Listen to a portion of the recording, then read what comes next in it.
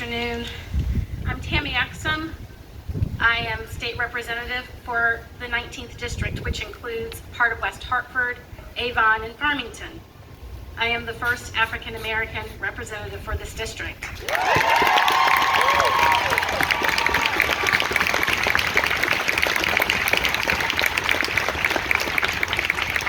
I am also the mother of 3 sons, the wife of Earl, the daughter of Franklin, a black man. And today I want to speak to the youth. Although I've lived in West Hartford for 20 years, I was born and raised in North Carolina. I grew up in a time where my kindergarten class was the first integrated class, which meant it was the first class where black kids and white kids attended school together. There were 3 of us black kids there. I always had an awareness of race. Race was as natural as anything that I had ever seen. And one of the benefits, to speak to Earl's point, of growing up in a place that had been recently integrated was that I had a lot of black teachers. I had amazing role models, assistant principals. I had church members, church leaders. So I had a lot of knowledge of black leadership, but I also had a keen awareness of race. However, I never assigned value to race. I did not know that until I became older. And I realized that race, just the color of your skin, meant that you were devalued if your skin was brown or black. I was fortunate to have a mother who was a history teacher, and she would lead and tell me about the accomplishments of black people and instill me with pride. But as I got older, I tell you, I was aware when I would go to towns or somewhere outside of my town or sometimes within my town at certain times of day, you could not be there. There were Confederate flags and there would be KKK rallies down Main Street.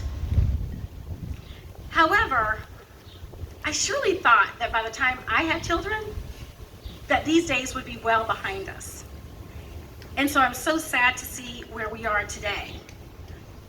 But I am still having the talk with my sons. And when you hear about the talk that African Americans have with their children, when they go out driving, when they go out in the center, about their behavior, how to behave when a police officer pulls them over, it is real. That is what we have to do, and we are nervous every time they leave the house.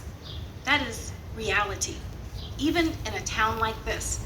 And there is no guarantee that even if you follow the directions that you've been taught to follow, that you will end up having your life spared. So I was really pleased when I saw young people having a rally that Conard and Ishe helped to organize and to be invited here. Because it's young people who I have my trust and faith in. I believe in what you're able to do.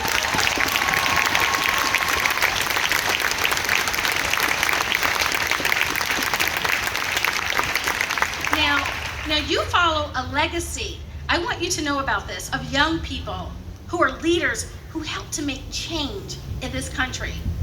In case you don't know about the Children's March, in case you've never heard of the Children's Crusade, I want you to go look it up. And there's a wonderful video. But in 1963, around the month of May, people were really getting tired of being discriminated against. People were really getting tired of being treated differently, separate and unequal. So the children decided, young children, teenagers and young adults, thousands of them filled the streets and marched for their civil rights. Do you know that those children marching, they had to deal with dogs, hoses, all types of treatment, mistreatment, but they marched, and it became a pivotal turning point in the civil rights movement. It was young people, just like young people here today, who were able to protest and to make a difference and to change things, to create change.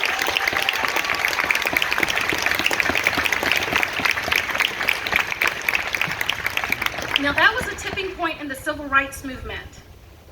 So at this moment, I want to revisit with you the video that I'm pretty sure we all watched on May 25th, less than 2 weeks ago.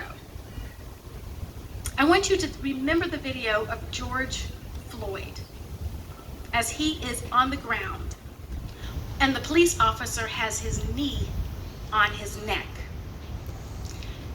It's a painful thing. It will always be in my memory. It will always be in my memory.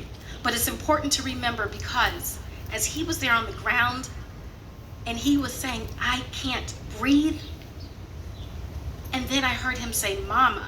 And I have to tell you, I hope the moment that he said "Mama," that he called out, that was when he saw his mother and she gave him some comfort before he went towards death. But one of the people, the unsung hero that we need to remember is Darnella Frazier. Do you know who she is? Darnella Frazier is the 17-year-old who stood and bore witness to what was happening. She had the video and she stood there and she took that video and she taped and she watched what was going on and she wanted to intervene, but she knew she would likely get killed too. So she stood there bravely and boldly and she videotaped about 10 minutes so that we could witness. And then she went home and she posted that video and she sent off a spark that has gone across this entire world.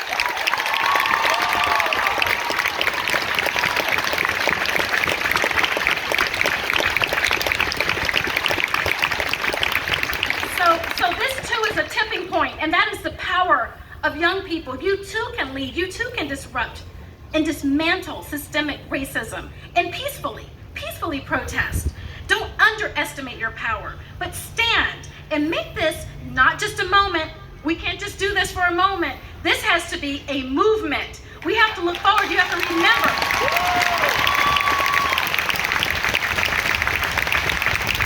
You have to stand up and get involved. You need to register to vote. Say you're too young to vote. Get other people around you to vote. Register people to vote. Show up and vote. That is so important. Make the change. Make the change. I need you to volunteer. Volunteer on boards. Volunteer on committees. Get people involved. If you can't vote, get other people around you to vote. Demand a change in history. Come up with ideas for policy. Don't allow it there to be just one black person in the year 2020 who's in a particular position. You help create the change we want to see. Young people, the power is in your hands. I want you to lead. I want you to vote. I want you to look for a different future, not just a moment, but for a movement. Thank you so much.